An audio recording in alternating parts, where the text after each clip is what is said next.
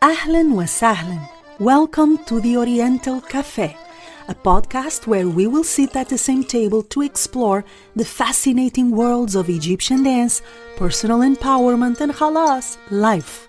I'm your host, Joana Saahirah, world-renowned Oriental dancer, teacher, choreographer, and author, the creator of the pioneering Joana Saahirah's World and Joana Saahirah's Online Dance School. I will meet you at the Oriental Café every 2 weeks, alone or with a guest, sharing intimate yet universal conversations. In agreement or disagreement, we will create bridges and inspire each other, because the world is only one, and so is our human soul. Ready to fall in love? Yalla bina!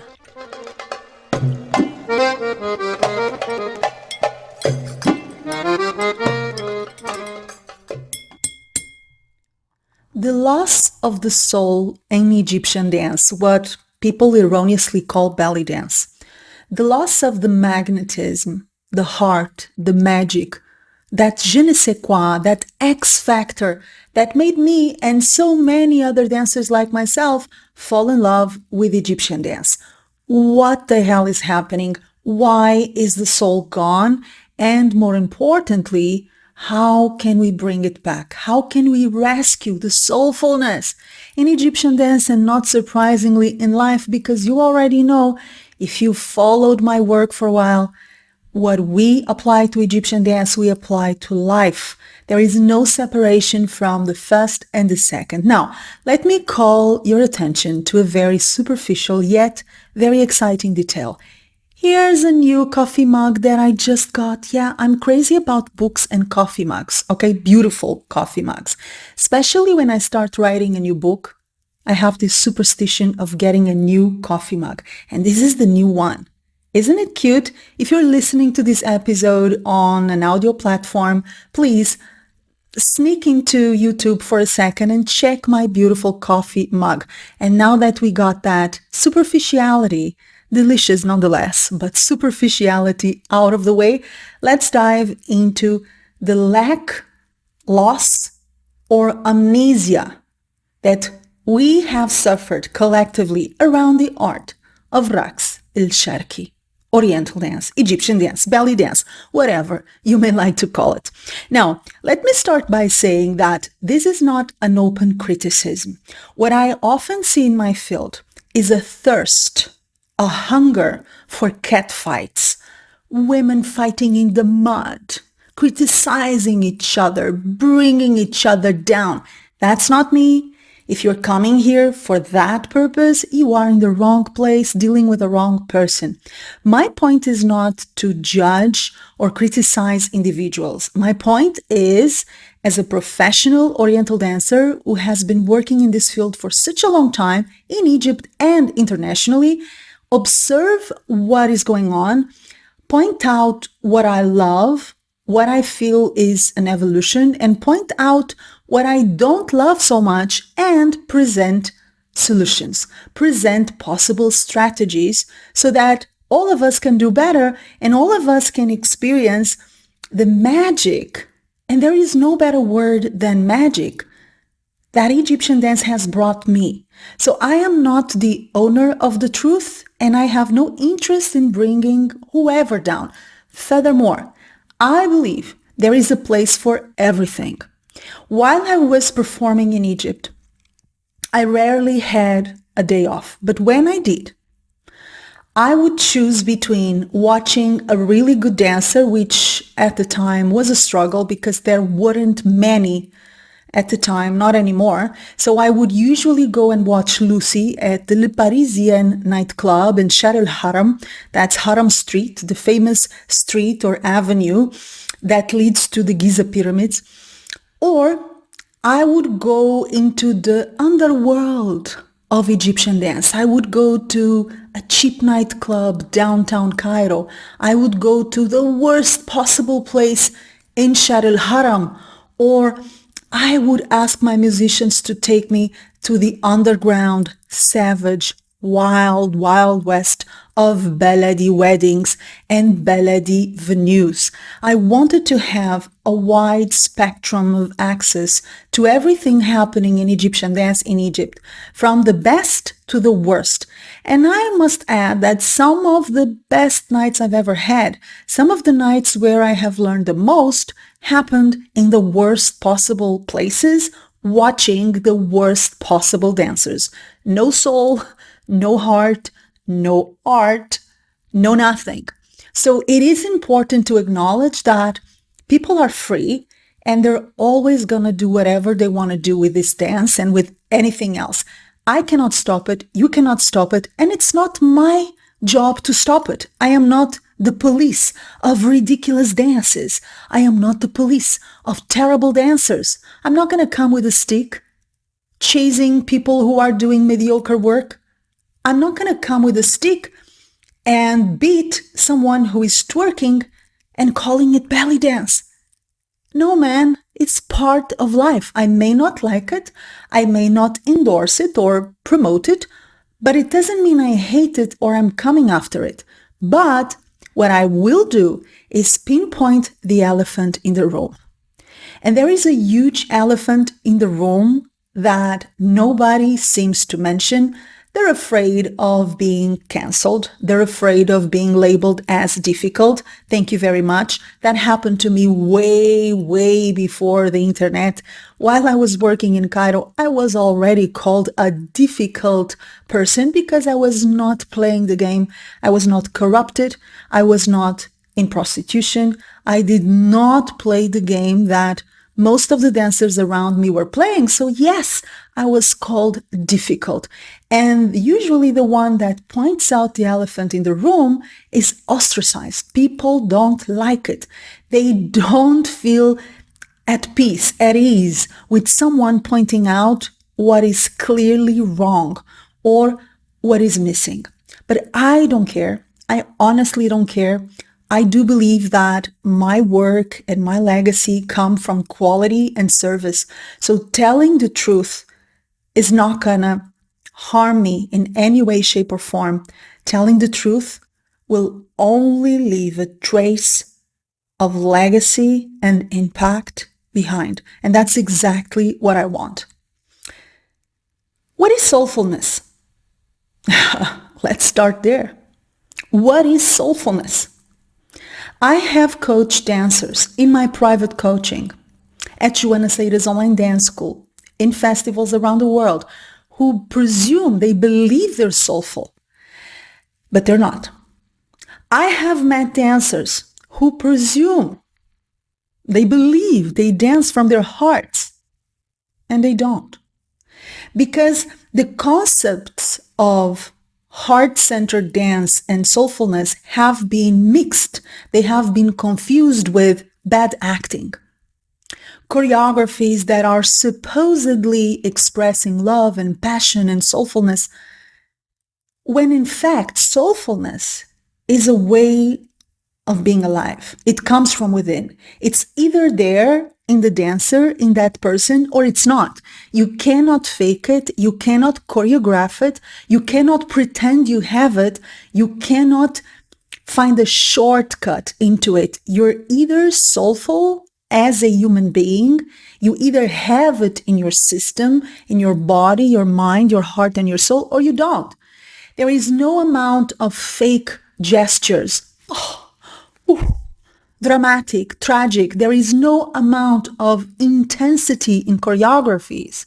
There is no amount of pretending to feel the music deeply when you don't, that is going to give you that glow, that je ne sais quoi, that magic, that magnetism that we identify as soulfulness.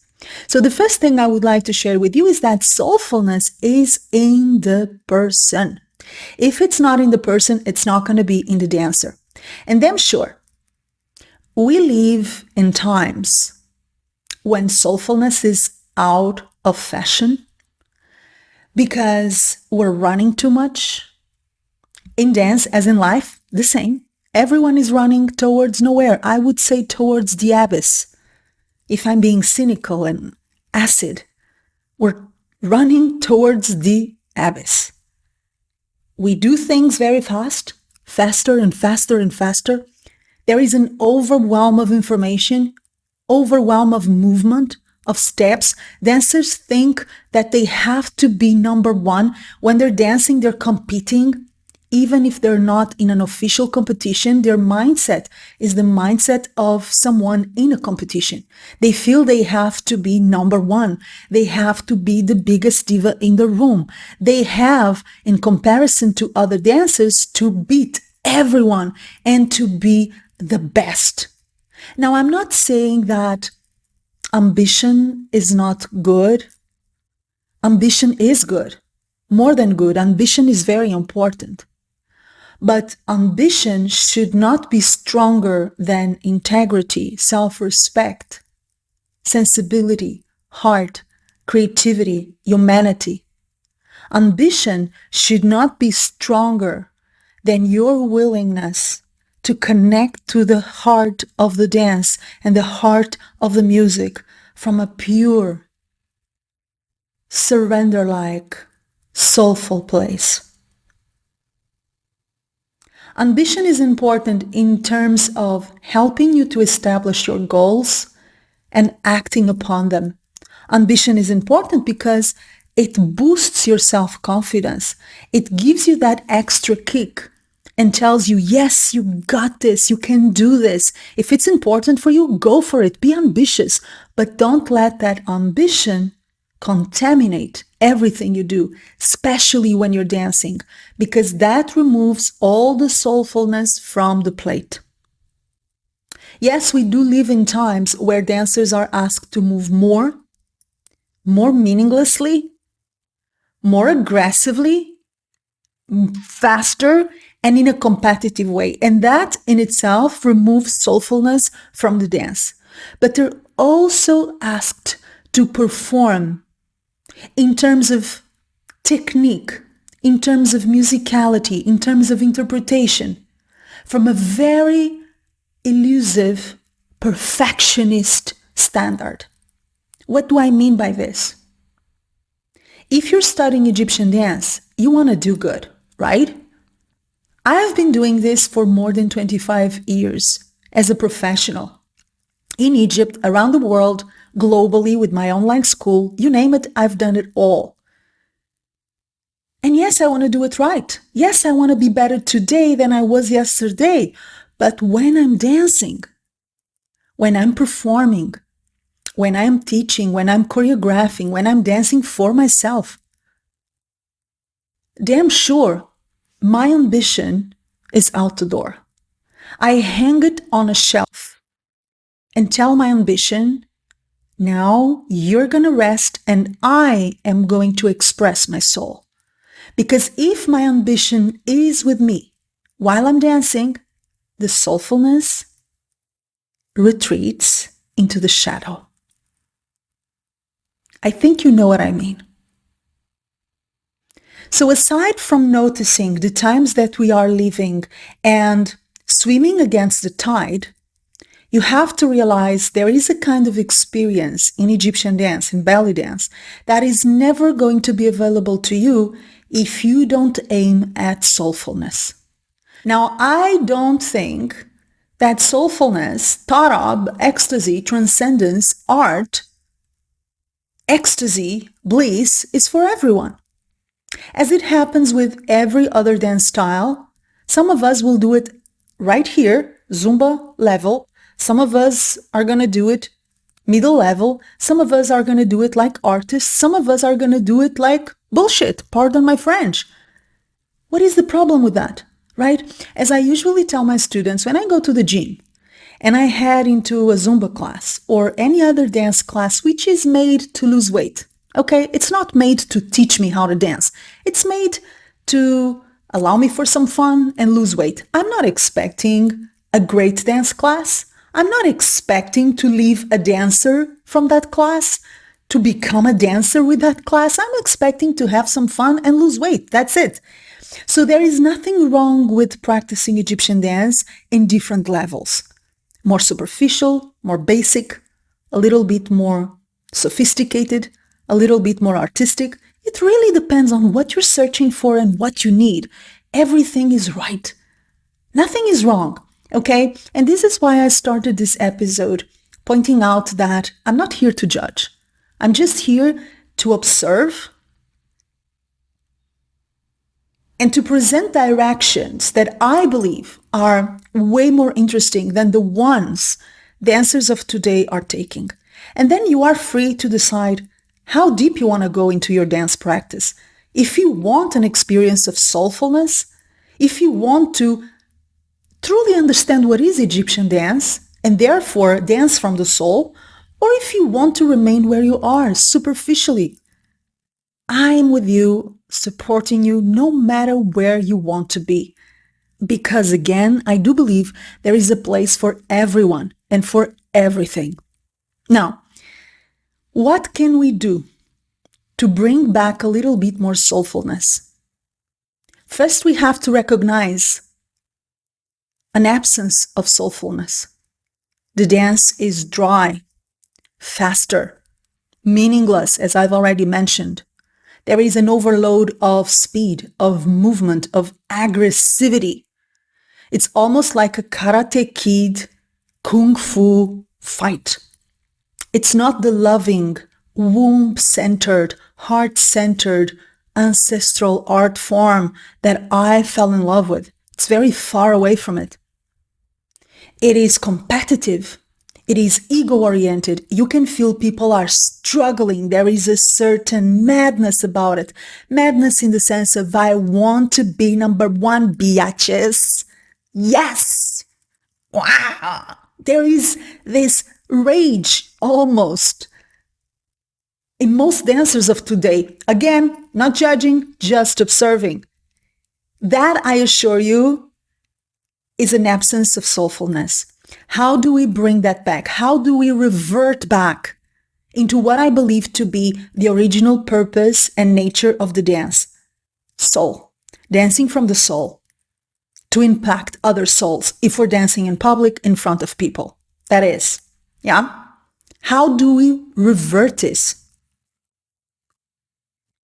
So, first things first, we need to slow down and feel a little bit more. Okay. And that is true of our dance and that is true of our life. Why? Because once you start dancing, you don't disconnect the habits and the automatic pilot that is installed in your software. The person I am before I start to dance is the person I will be when I start to dance. It's the same person. There is no switch on and off. So if I am stressed in my daily life, if I am anxious, if I'm doing too much, if there is dispersion, if I'm rushing all the time, if there is a chronic cortisol high in my system, if I am hyper alert, if I am overdoing and running and focusing on becoming a machine in my daily life, damn sure that's exactly how I am going to dance. And as a consequence, soulfulness is out of the question. Because there is no soulfulness where there is needless speed and overwhelm. Too much movement and action that mean nothing. Dancers feel that if they slow down and if they pause, they're not dancing. Yes, you are. Remember that dance is a combination between movement and pause, the same way music is a combination between sound and silence.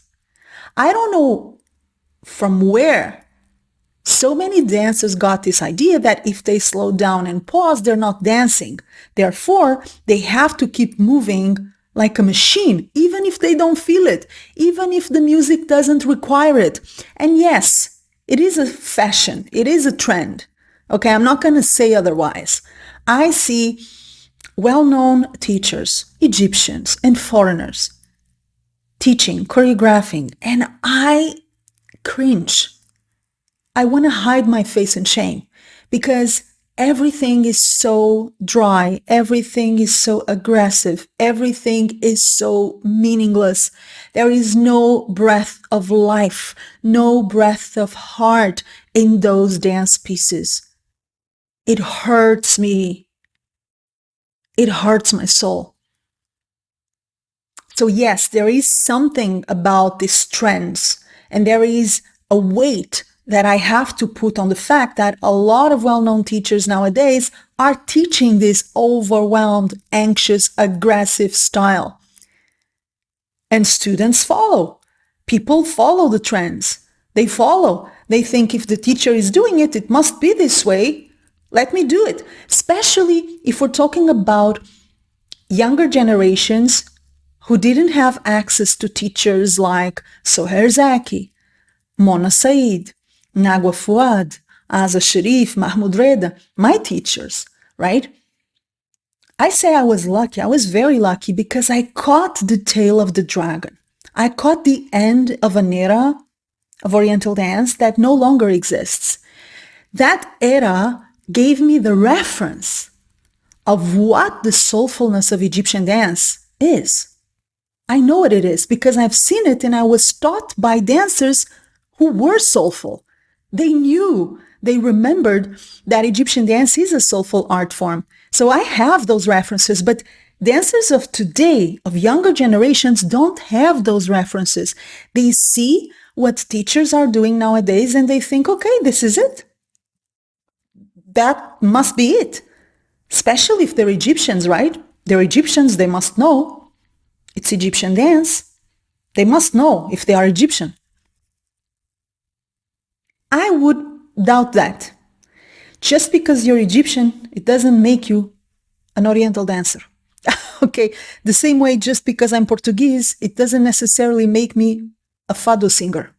Yeah, okay. So we have to be careful and question the references that we're receiving and perhaps study a little bit more, search a little bit more, go a little bit deeper and wonder, does it have to be this way? Does it have to be this fast and this overwhelming and this aggressive and this competitive? Does it? And the answer is no, it doesn't have to be that way. Okay? Once again, guys, disclaimer, everyone is free to do whatever you want, they want, we want, I want. Okay? You want to run the marathon while doing shik shak shok? Run the marathon. It makes you happy. It doesn't hurt me. Go for it.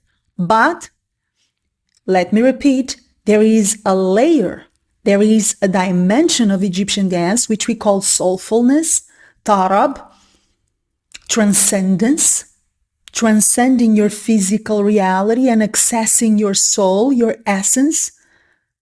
There is a dimension of this art form you will not experience if you rush too much, you do too much, and you dive into this aggressive, competitive, I'm number one, bitches kind of groove that we're seeing nowadays. So these are choices, and everyone, as an adult, is free to do the choice they find the most suitable. So choose wisely, okay?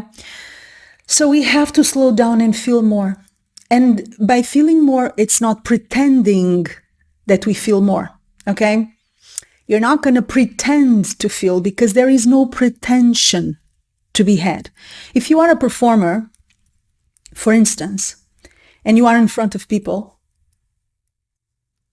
do you think you can fool them? Really, do you think you can fool an audience? I'm not going to feel the music. I'm not going to feel the movement. I'm not going to feel anything, but I'm going to fool them into thinking that I'm feeling it if I do the right move, the right posture. Want to see it? I want to show you. I will show you. I'm suffering. Or tragedy. Or I'm so afraid. They're going to eat it up. No, they won't. No, they won't. As a performer, I can tell you a thing or two about what works with an audience and what doesn't. Pretending doesn't work. Being a smart ass and fooling people, and instead of being real and honest, putting up a mask and presuming that is going to do the trick, is not going to do the trick. So instead of pretending that you feel, work on actually feeling it. Emotional connection. That's what I call the 3 M's. Okay, this is a concept I teach in all of our courses at Joana, Saahirah's Online Dance School, and in my private coaching, basically in everything that I do, the 3 M's. Emotional connection, that's heart connection to the music, to the movement, and to the moment. The real thing. Honestly, it's not pretending. Okay, because you're not going to fool anyone. You're not going to fool an audience, and damn sure you're not going to fool yourself. And remember, this experience is for the dancer primarily. It's not for an audience. Even if I am performing in front of people in the context of a professional show, a professional dance presentation, the primary person who should be enjoying and having a soulful experience is the dancer. And the audience is going to have that experience through the dancer. So the dancer is the vehicle through which the audience is going to feel their own soul. But they're only going to feel their soul if you feel yours, because you are the vehicle, you are a mirror. This is why watching a true soulful Oriental dancer can be life-changing.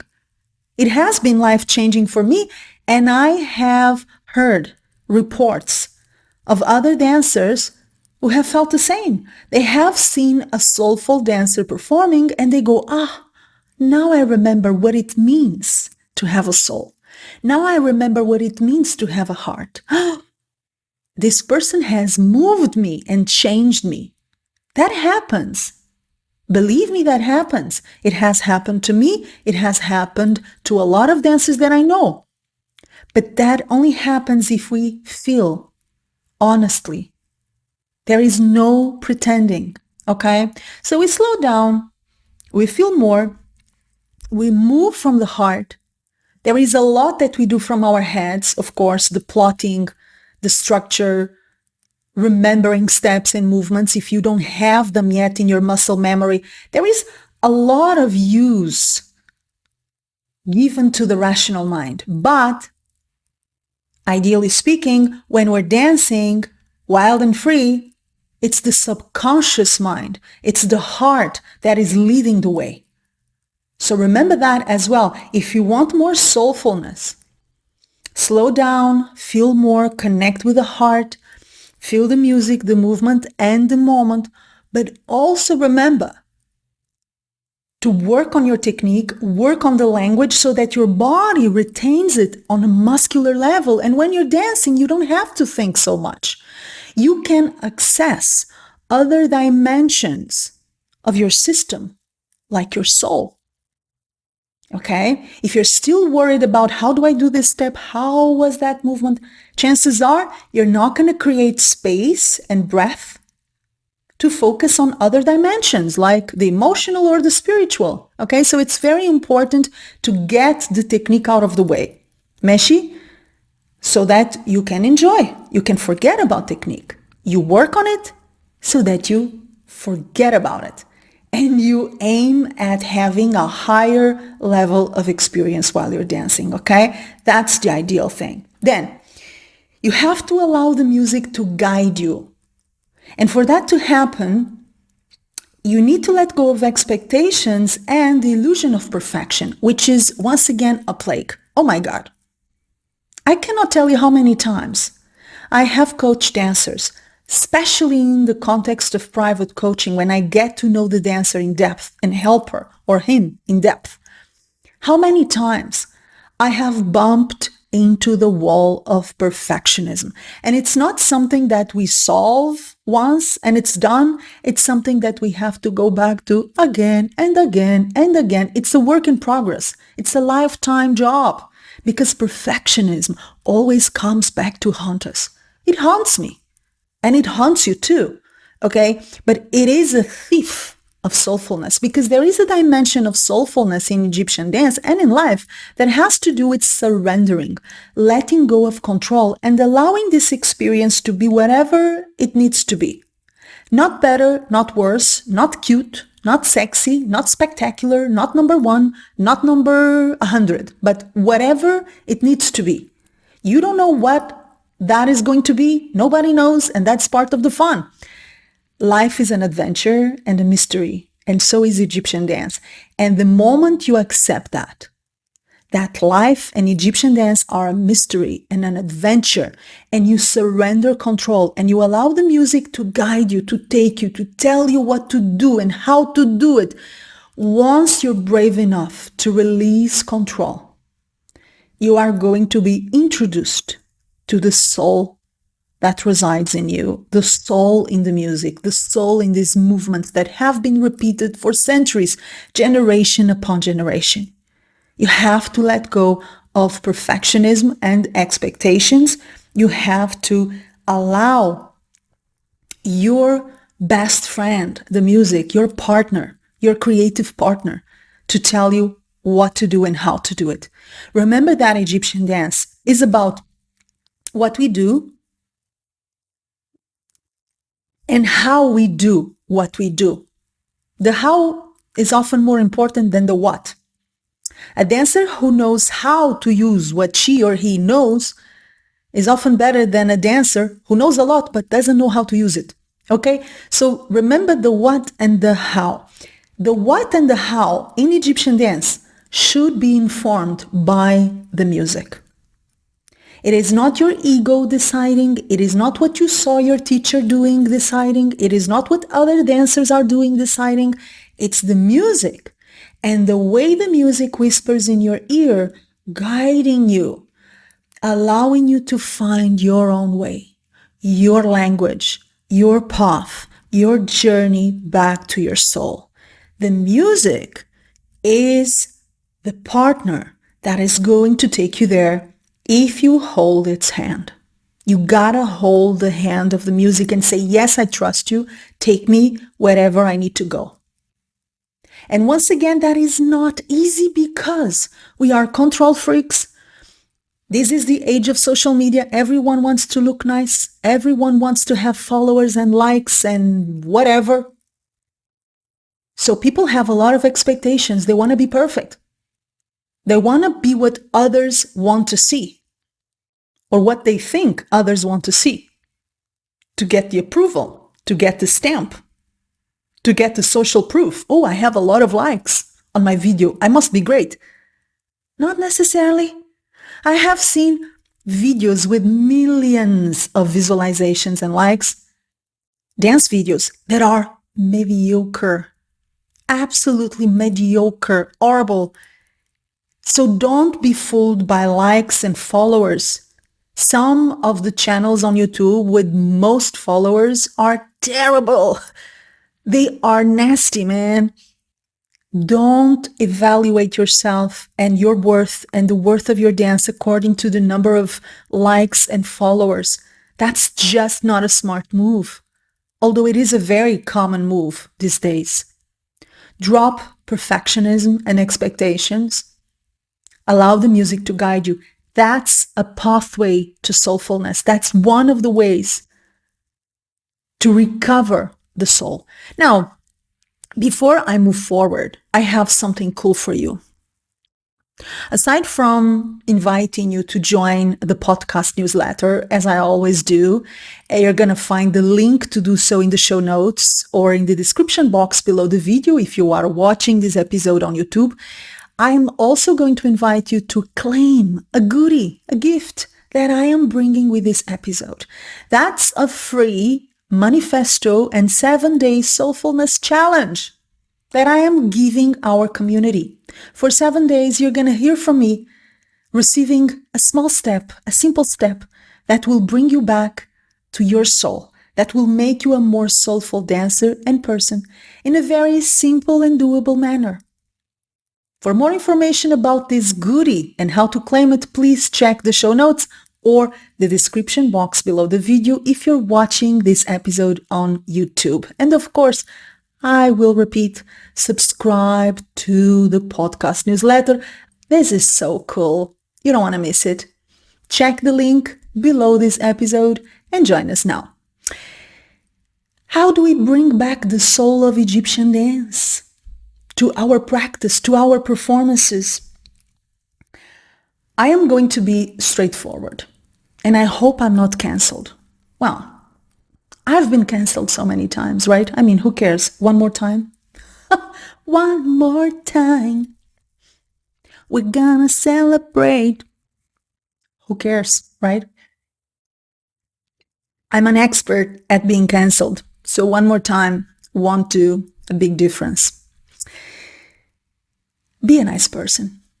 I'm not gonna use vernacular. I'm not gonna curse. Just be a nice person. There is nothing more soulful than a nice person. Integrity, honesty, kindness, a vertical spinal cord. Say what you mean, say what you think, say what you feel, not harming others, not speaking badly about others, not trying to bring suffering and stress to others, being the kind of person you wish to meet on your path. Basically, being the kind of person you wish everyone that you meet in your life will be. Is that so difficult? Is that too difficult?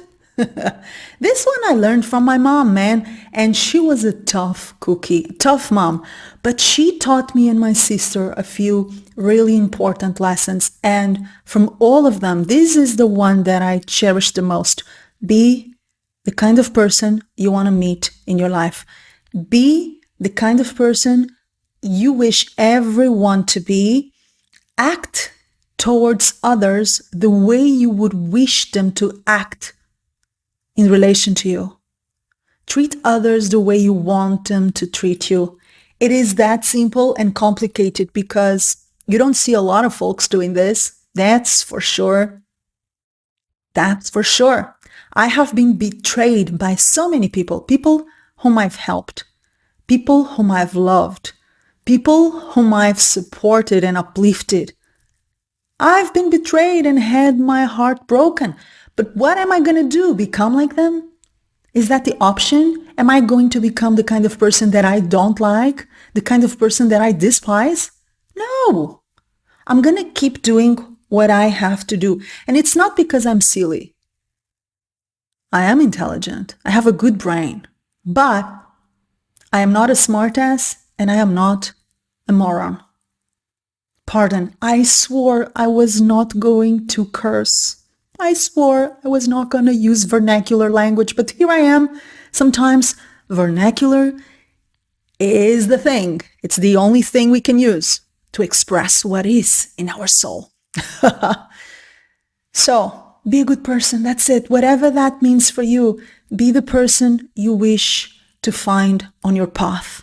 Treat others the way you would like to be treated.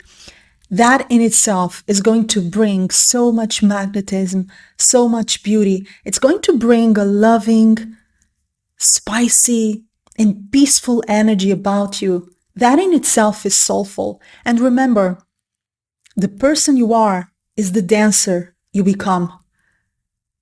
If you are not kind in your daily life, with your teachers, with your family, in your relationships, if you are not a good person, if you don't have a good heart, a good character, that is going to show, man. It is going to show. And I know people are going to hate me for saying it, but that robs every inch of soulfulness from your dance. Kindness, a good heart, and a strong, honest character, there is nothing more soulful than that. Become kinder. Become a better person. And don't hate me for saying it. Or do. Whatever. Love.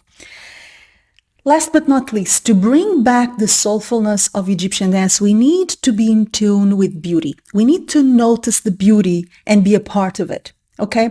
Notice the beauty in music. Notice the beauty in the movement. Notice the beauty in yourself, in others, in life. Just this morning, I was walking towards our garden and watching a little bird of a kind I had never seen. He did not notice me, so he was just jumping on the floor, walking slowly, and I was admiring the colors of his wings. So beautiful. I had never seen that bird. I almost cried. Of course, I'm a unicorn. I'm strange. I am weird, as weird as they come. But notice something. If you are in tune with the beautiful things of the world, and if you are in tune with the beauty of a musical piece, the beauty of a movement, right? If you are in tune with wonder, if you are appreciative of the beautiful things that this human experience allows, that will awaken the soulfulness in the dancer and, most importantly, in the person. Instead of just doing a movement mechanically because someone told me to, this is a hand ondulation and I'm going to do it because it's part of the choreography I'm working on, I am going to wonder and look at the beauty of this hand, okay? And feel the gratitude and feel the love and feel a sense of wonder towards this beauty. It's so simple. It's just a hand, okay? But I am going to fall in love with its beauty. It's a question of learning how to see and tuning into the beauty. And to close this episode on soulfulness and how to bring it back, I am going to share a story that I have shared with students on different occasions. It's a story that I really love, and it's all about soulfulness, and it's all about tuning into the beauty of things, the beauty of life. For more soulfulness, while I worked in Egypt, as most dancers who follow me already know, I also worked and studied with Mahmoud Reda. So I was performing at night, and in the mornings I was coming to Mahmoud's downtown studio in Asr Nil Street to either study or work with Mahmoud, usually both. In one of the mornings I arrived and Mahmoud was in a very foul mood. Now this was strange because Mahmoud Reda was light, was always in a good mood. He cracked jokes, he smiled. He was not the kind of person you would see stressed or aggressive or cranky. So I felt this is weird. I've never seen him this way. What might have happened? I asked him, Mahmoud, why are you so upset? What's going on? What happened this morning that made you feel this way? He told me, have you ever noticed? The neighbors in this building gather so much garbage on the stairs. I don't know how people live this way. I am sick of it. I cannot stand it anymore. And of course I've noticed it.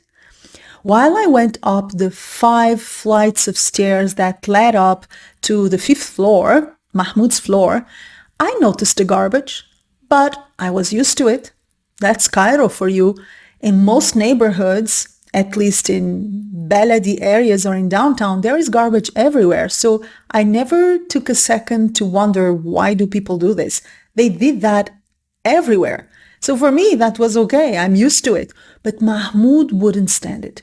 He was an artist with an eye for beauty. He was a soulful person, perhaps the most soulful person I've ever met in my life. And I'm not saying this because I love him and miss him dearly. I'm saying this objectively. The most soulful person I've ever met in my life. So he wouldn't stand it. And he made a decision. I am going to photograph the garbage on the stairs. I'm going to make postcards out of this garbage, and I'm going to land these postcards at the doors of the neighbors so they feel ashamed of the terrible, terrible landscape they're creating in their own building, and they stop throwing this garbage into the stairs. They start being cleaner. I told them, okay, that's a good idea. I think that sounds great. If it's gonna make you feel better, and if you feel it's gonna work, go for it. A few days passed. The photographs were taken. The postcards were made out of those photographs of garbage. And I arrived at Mahmoud's studio and asked, what about those postcards, Mahmoud? Did you deliver them at your neighbor's doorsteps? He told me, you know what? I looked at those postcards of the garbage. They were so beautiful. There were so many colors, textures, chaos, but somehow organized in a beautiful way that I felt If I deliver these postcards to my neighbors, they're going to do more garbage. They're going to create more of it because it's so damn beautiful. That's Mahmoud Reda for you, and that's an eye for beauty in action, happening as we speak. Tuning into the beauty of the world, the beauty of the music, the beauty of the movement, and above all, the beauty that resides in you. That, I assure you, is in your heart. That is what ultimately will rescue the soul of Egyptian dance. It's not a new choreography. It's not a new bedla. It's not a new hairdo. It is certainly not about being number one. It's about being yourself, dancing from your heart, allowing your soul to come forth. I hope you have enjoyed this episode. It is perhaps provocative, but provocation was not my intention. My intention is to awaken and perhaps open the door to discussions and to new, although ancient ways of doing things. New, though ancient ways of practicing Egyptian dance. Consider, reconsider, and ask yourself, would I like to try this out? Try it out and see the results. See how your dance looks and see how your dance feels. I promise you, you will be surprised. Now, once again, subscribe to the podcast newsletter and don't forget to claim your free goodie, your Soulful Manifesto and 7-Day Challenge for free. For more information about the podcast newsletter and your free Soulfulness Manifesto and Challenge, please check the description box below this video or the show notes in the audio platforms. Like this episode if you liked it, rate it, comment on it, share it with your dance peeps, help us to grow. This is created with so much work, so much energy, and so much love for free for you. Give back some of that love by supporting the podcast. I will see you and dance with you soon, and I will meet you at the Oriental Café podcast, episode number 32, with another very special guest you are going to love. See you there. A big, soulful kiss. Mwah.